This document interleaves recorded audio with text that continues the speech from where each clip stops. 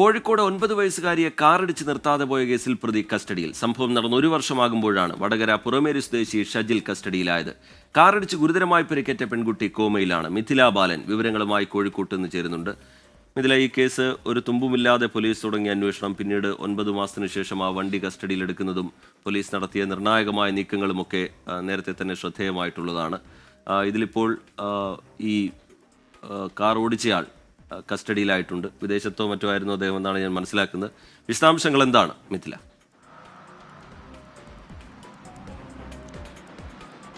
കഴിഞ്ഞ വർഷം ഫെബ്രുവരി 17-നായിരുന്നു വടകര ദേശീയപാത ചോറോട് വെച്ച് ഈ ഒരു അപകടമുണ്ടായത്. ഈ കാർ ഇടിച്ച് നിർത്താതെ പോയി. ഈ കാർ അപകടത്തിൽ മുത്തശ്ശി മരിക്കുകയും ദൃഷാന എന്ന 9 വയസ്സുകാരി അബോധാവസ്ഥയിലാവുകയും ചെയ്തിരുന്നു.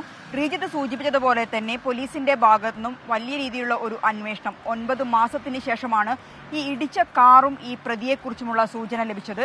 ഈ സൂചന ലഭിച്ചത് തന്നെ ഈ പ്രതി തെളിവ് നശിപ്പിക്കുന്നതിന്റെ ഭാഗമായി കാറിന്റെ ഇൻഷുറൻസ് നൽകുന്നതുമായി ബന്ധപ്പെട്ട്, കാറ് മോഡിഫിക്കേഷനൊക്കെ നടത്തുന്നതുമായി ബന്ധപ്പെട്ട് നടത്തിയ ഒരു കാര്യങ്ങളായിരുന്നു ഈ പോലീസിന് ചെറിയ രീതിയിലുള്ള ഒരു തെളിവ് ലഭിക്കുകയും പിന്നീട് നടത്തിയ ഒരു അന്വേഷണത്തിൽ ഈ പ്രതിയും ഈ കാറുമെല്ലാം തിരിച്ചറിഞ്ഞത്.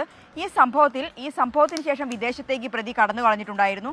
ആ പ്രതിയെ നാട്ടിലെത്തിക്കാനുള്ള ശ്രമത്തിലായിരുന്നു വടകര റൂറൽ ക്രൈംബ്രാഞ്ച്. അങ്ങനെയാണ് ഇന്ന് രാവിലെ കോയമ്പത്തൂർ വിമാനത്താവളത്തിൽ വെച്ച് ഈ പ്രതി കസ്റ്റഡിയിലാവുന്നത്. വടകര പോലീസ് ഈ പ്രതിയെ കസ്റ്റഡിയിലെടുക്കാൻ വേണ്ടി കോയമ്പത്തൂരിലേക്ക് തിരിച്ചിട്ടുണ്ട്.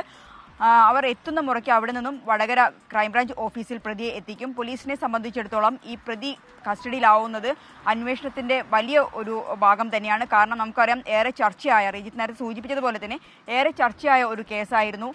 കാറ് ഇടിച്ച് നിർത്താതെ പോകുന്നു, 9 വയസ്സുകാരി കോമ സ്റ്റേജിലാകുന്നു. ഈ പ്രതിയെക്കുറിച്ച് ഒരു വിവരം, അല്ലെങ്കിൽ ഇടിച്ച കാറിനെ കുറിച്ച്, വെള്ളക്കാർ എന്നതിലുപരി ഈ കാറുമായി ബന്ധപ്പെട്ട ഒരു വിവരവും ഈ ഒരു പോലീസിന്റെ കൈവശം ഉണ്ടായിരുന്നില്ല. പിന്നീട് നടത്തിയ അന്വേഷണം, 9 മാസം നീണ്ട ഒരു അന്വേഷണത്തിനൊടുവിലാണ് പ്രതിയെക്കുറിച്ചും കാറിനെക്കുറിച്ചും വിവരം ലഭിക്കുന്നത്.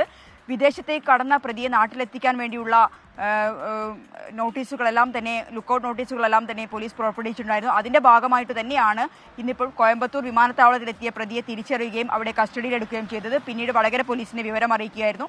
അവരെന്തായാലും പ്രതിയെ കസ്റ്റഡിയിലെടുക്കാനായി കോയമ്പത്തൂരിലേക്ക് തിരിച്ചിട്ടുണ്ട്. റീജിത്ത്.